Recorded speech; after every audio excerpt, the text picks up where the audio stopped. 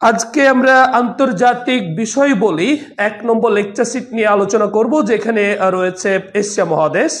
বিশেষ করে আমাদের এশিয়া মহাদেশের যে দেশগুলো এ সম্পর্কিত সকল গুরুত্বপূর্ণ তথ্য আপনারা এই ক্লাস থেকে পাবেন।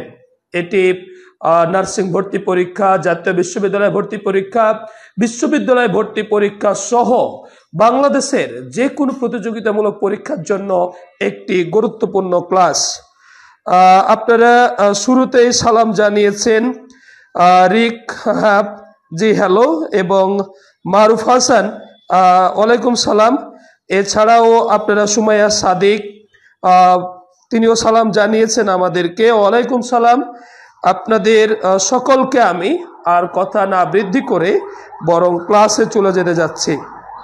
নুসরাত জাহান, যাদের আমি নিয়মিত পাই তাদের মধ্যে সুমাইয়া সাদিক, নুসরাত জাহান, মারুফ অন্যতম। আমি আপনাদেরকে অনুরোধ করব আপনারা আমাদের এই ক্লাসটি শেয়ার করে দিবেন এবং ক্লাসের শুরু থেকে শেষ পর্যন্ত আপনারা থাকবেন এবং যে কোনো প্রশ্ন আপনারা চাইলে করতে পারেন।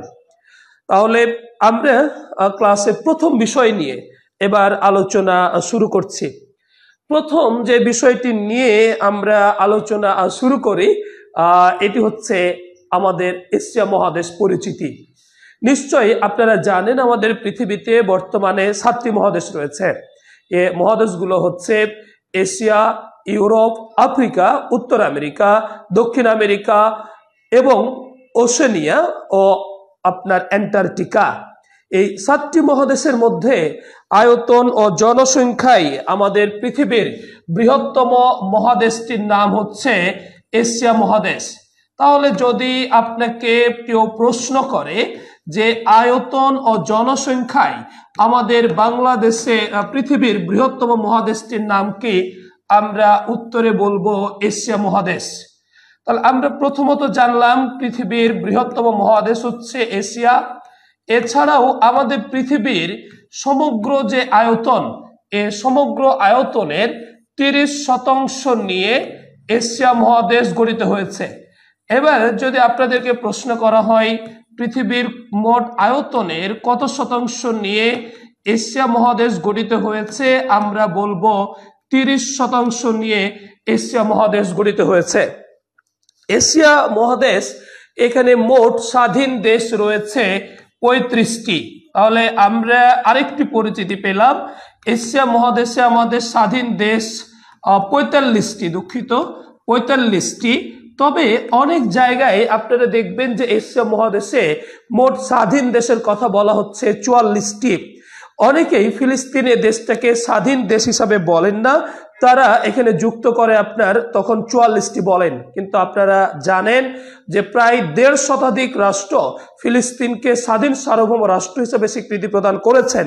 এর মধ্যে আমাদের বাংলাদেশও একটি।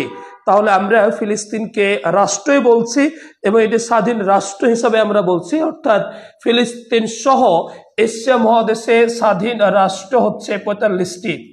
এশিয়া মহাদেশের আমরা যদি দেখি এশিয়া মহাদেশের আয়তনে বৃহত্তম যে দেশটি রয়েছে এ দেশটির নাম হলো চীন।